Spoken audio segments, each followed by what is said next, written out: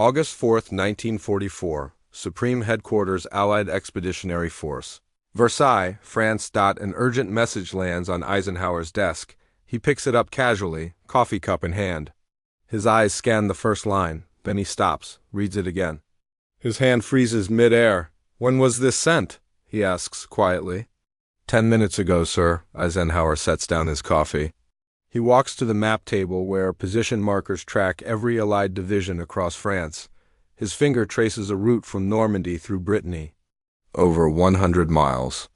In 4 days. Good God, he says, barely above a whisper. He's already there. The room falls silent. Every officer present understands what this means. George Patton has just done something military doctrine says is impossible. He's moved an entire army faster than anyone thought humanly possible, through enemy territory, with limited fuel, against German resistance. And in that moment, Eisenhower realizes the rules of warfare have just been rewritten. 2 weeks earlier, the Allied command faced a brutal reality. After D-Day, progress through Normandy had slowed to a crawl. The hedgerow country was a defender's paradise. Every field was a fortress, every lane a killing ground. American, British, and Canadian forces were bleeding for yards. At SHAEF headquarters, frustration mounted. "We're behind schedule," a British officer noted grimly. "At this rate, we won't break out until September." The Germans were defending brilliantly. Experienced commanders like Field Marshal Gunther von Kluge knew the terrain. They made the Allies pay in blood for every mile. General Omar Bradley's First Army was grinding forward, but grinding was the operative word. "We need a breakthrough," Eisenhower told his staff. "Something decisive," Operation Cobra was the answer. A massive aerial bombardment would blast a hole in German lines near St. Lay. Then armored divisions would pour through and race for open country. On paper, it was sound. In reality, everyone knew breakthrough operations rarely went as planned. The Germans expected consolidation, methodical advance, textbook Allied doctrine. They prepared defensive positions accordingly. What they didn't expect was George Patton. July 25, 1944, Operation Cobra begins with devastating effect. Over 1,500 heavy bombers carpet the German positions. The earth itself seems to shatter. When the smoke clears, a 5-mile gap exists in the German line. First Army advances through the gap. Then on August 1st, Third Army activates under Patton's command. His orders from Eisenhower are clear: exploit the breakthrough, secure the Brittany Peninsula, capture the ports. Patton reads the orders, then he does something unexpected. He attacks immediately. No consolidation. No careful organization of supply lines. No waiting for flanking units. "Keep moving," he tells his division commanders. "Don't stop for anything." His staff is stunned. "Sir, shouldn't we establish supply depots first?" "No," Patton snaps. "We consolidate and the Germans get time to organize. We go now while they're confused." It violates every principle of modern warfare. You don't advance faster than your logistics can support. You don't outrun your supply lines. You don't attack before you're fully prepared. Patton doesn't care. The 4th Armored Division surges forward like a tidal wave. 20 miles the first day, 30 miles the second. German commanders stare at intelligence reports in disbelief. "This can't be accurate," a Wehrmacht officer insists. "No army moves this fast, but Third Army isn't moving like an army. It's moving like a raiding force." Patton's tanks bypass German strong points entirely. If a town resists, they go around it. If fuel runs low, they siphon it from captured vehicles. If ammunition depletes, they use German stocks. Where is Patton? Becomes the most urgent question at German 7th Army headquarters. By the time they identify his position, he's already somewhere else. It's warfare by speed, warfare by audacity, warfare by refusing to accept limitations. July 31st. Third Army reaches Ivranches, the gateway to Brittany. German forces are rushing reinforcements to defend it. They arrive 6 hours too late. Patton's tanks are already through. "Brittany's open," Patton tells his staff with satisfaction. "We're going in." Behind him, his logistics officer looks panicked. "Sir, we're already stretching supply lines to the breaking point. Then we'll break them," Patton says. Better to advance too fast than too slow. August 1st through August 3rd becomes a blur of motion. 3 entire divisions race across Brittany, the 6th Armored. The 4th Armored Infantry Division's streaming behind. They advance so rapidly that map makers at SHAEF can't keep the charts updated. A British liaison officer stares at the position markers. These must be wrong. 3rd Army can't possibly be this far forward. I've confirmed it 3 times, the intelligence officer replies tiredly. Patton is exactly where the map shows. And he's still moving. The numbers are staggering. 40 miles on August 2nd, 50 miles on August 3rd. Towns fall before German defenders even arrive. Road networks are secured before the Wehrmacht realizes they're threatened. At 3rd Army headquarters, Patton's quartermaster appears with bad news. Sir, we have a fuel crisis. At current consumption, we'll be dry in 36 hours. Patton doesn't hesitate. Then we make it last 36 hours. After that, we take German fuel depots. Sir, that's not standard procedure. Nothing about this advance is standard, Patton fires back. The Germans have fuel, we'll take it. Every gallon goes to combat vehicles, everything else walks. It's logistics by improvisation. By sheer force of will, it shouldn't work. Military textbooks say it can't work.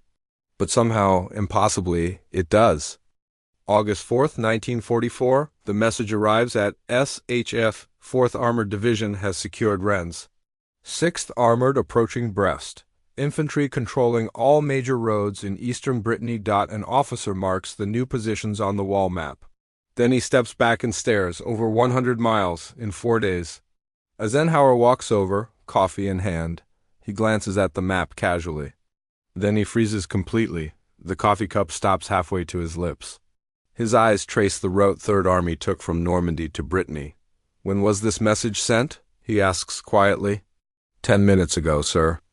Bradley joins him at the map. He shakes his head slowly. We estimated 2 weeks minimum to secure Brittany. He did it in 4 days. Good God, Eisenhower says softly. He's already there. It's not just surprise, it's something deeper. Admiration mixed with disbelief. Recognition that Patton has achieved something military history will study for generations. An entire army, over 200,000 men, moved faster than anyone thought possible. How? Eisenhower asks aloud. How did he move that fast? Nobody has an answer. Later that day, Eisenhower sends congratulations to Patton. But he also sends a warning. You are critically low on fuel. Recommend consolidating until supply lines catch up. Patton's response arrives within an hour. German positions in Lorient and Saint-Nazaire still unoccupied? Intend to secure before they reinforce. We'll worry about fuel later. Eisenhower reads it and laughs, a tired, incredulous laugh. He's out of fuel and he wants to keep attacking. Should we order him to stop? Bradley asks. By every rule of military logistics, the answer is yes. You halt, you consolidate, you wait for supplies to catch up. But Patton is winning faster than anyone predicted. Faster than the Germans can respond. No, Eisenhower decides. Let him keep going. But every available fuel truck goes to 3rd Army. Whatever Patton needs, he gets. At German 7th Army headquarters, General Paul Hauser stares at reports with growing alarm. Patton has advanced over 100 miles in 4 days? Yes, Herr General. That's impossible. We've confirmed it through multiple sources, sir. American forces control most of Brittany. Hauser sits heavily. If Patton is in Brittany, Germany's entire western flank is exposed. He could pivot east and be behind German lines within days. Fall back, Hauser orders grimly. Establish defensive positions further east. We can't stop Patton's advance. We can only try to contain it. That's a devastating admission. Germany has lost the initiative. They're no longer attacking, they're reacting. And reacting to Patton means always being one step behind. August 6th, Patton does something the Germans don't expect. Having secured most of Brittany, he pivots.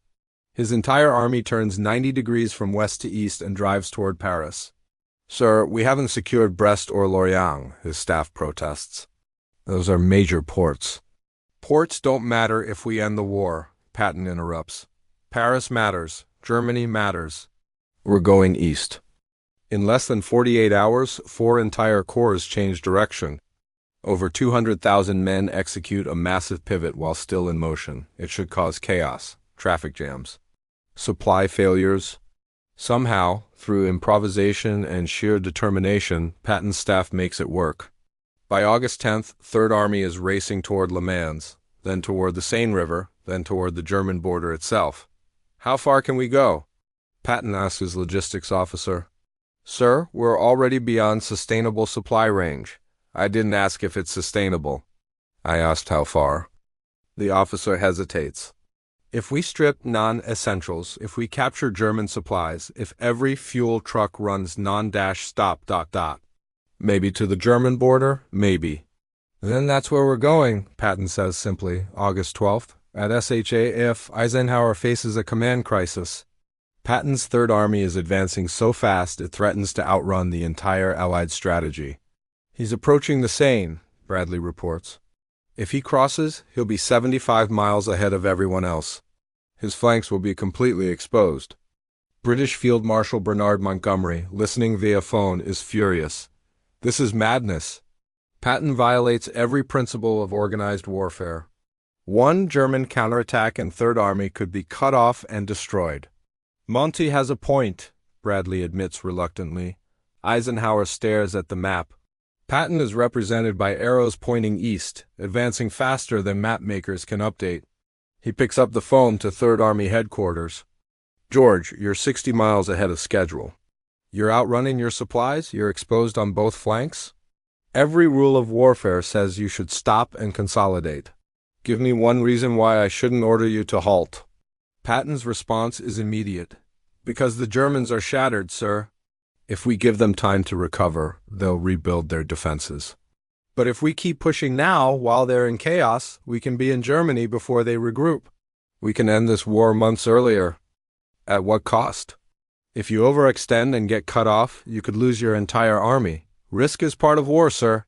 The question is whether we're willing to accept tactical risk for strategic gain. Eisenhower closes his eyes. Patton is right about the opportunity, but the danger is real too. George, I'm not ordering you to stop, but I'm also not giving you unlimited freedom. Advance as far as fuel allows. But the moment you can't sustain your position, you halt. Understood? Understood, sir. August 19th. Third Army reaches the Seine River weeks ahead of schedule. German forces attempt to defend the far bank. Patton doesn't give them time. His engineers improvise crossings. His tanks ford at shallow points. His infantry uses captured German boats. Within 36 hours, major elements of Third Army are across. At German headquarters, a commander receives the report and stares in disbelief. Patton can't be across the Seine already. We just confirmed he was 50 miles away. That was yesterday, Herr Oberst. He moved 50 miles in one day? Apparently. When Eisenhower receives confirmation of the Seine crossing, he calls his staff together. Gentlemen, Third Army crossed the Seine on August 19th. Our original timeline predicted mid-September. Patton is 4 weeks ahead of schedule. The room falls silent. 4 weeks, Eisenhower repeats. That means 4 weeks closer to ending this war. Thousands of lives saved.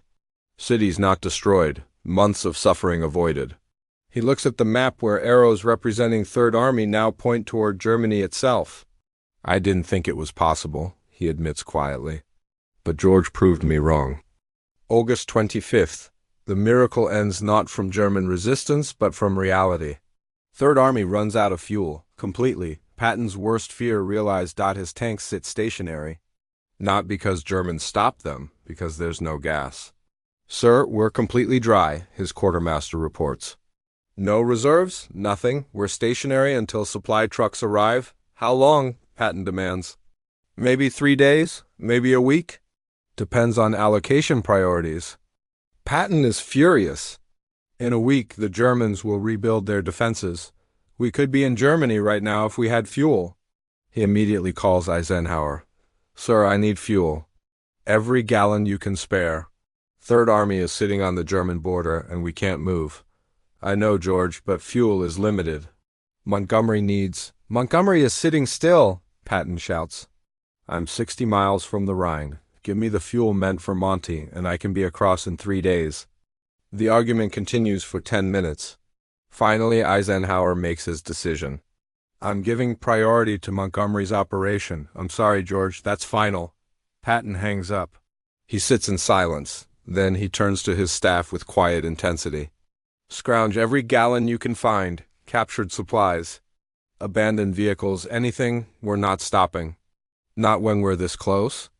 September 1944, Third Army sits stationary, burning with frustration. Patton's soldiers can literally see German positions in the distance.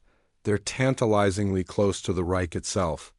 But without fuel, they can't move. Patton visits his forward units, trying to keep morale up. We'll get fuel. And when we do, we're going all the way to Berlin. But privately, he's devastated. He writes in his diary, "We could have ended this war by Christmas. We had the Germans on the run. All we needed was fuel. But instead we stopped. And now they'll have time to rebuild. This delay will cost thousands of lives." History debates whether Patton was right, whether giving him fuel priority would have ended the war earlier, whether the risks were acceptable, but one thing is certain. In August 1944, Patton moved Third Army 100 miles in 48 hours. He crossed France in 3 weeks. He reached the German border months ahead of schedule. And when Eisenhower saw how far Patton had gone, he said 5 words that captured both admiration and disbelief. Good God, he's already there. After the war, military historians analyzed Patton's August advance. The numbers staggered them. Distance covered, over 600 miles in 30 days. Enemy prisoners taken, over 100,000. Towns liberated, hundreds. German divisions disrupted or destroyed, dozens. Patton's advance across France represents one of the fastest sustained military advances in history. One analysis concluded, he moved faster than Hannibal, faster than Napoleon, faster than anyone in the modern era. German Field Marshal Gerd von Rundstedt, interviewed after the war, was blunt. Patton was our nightmare. We could handle Montgomery, he was predictable, methodical, but Patton appeared where he shouldn't be. Moved faster than should be possible. Attacked when we expected him to defend. Fighting him was like fighting a ghost. How did Patton do it? The answer is complicated. Aggressive leadership, brilliant tactics, improvised logistics, sheer audacity. A willingness to take risks that made conventional commanders uncomfortable. But perhaps the simplest answer is this. Patton refused to accept that impossible meant impossible. When told an advance couldn't be done that fast, he did it anyway. When told supply lines couldn't support such rapid advance, he found a way. When told to slow down, he sped up instead. Good God, he's already there wasn't just surprise. It was recognition that Patton had done something no military planner thought possible. And he'd done it so fast that even his own commanders couldn't keep up. In August 1944, while other armies measured progress in miles per day, Patton measured progress in miles per hour. And he proved that in war, speed isn't just an advantage. Sometimes it's everything. 5 words that define Patton, the general who was always somewhere he shouldn't be, doing something he wasn't supposed to be able to do. Good God, he's already there.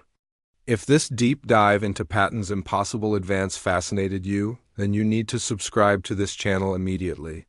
We bring you the untold stories from history's greatest conflicts, the moments of brilliance and desperation that changed the world forever. Hit that notification bell so you never miss our next video, because these stories deserve to be remembered. And we're just getting started.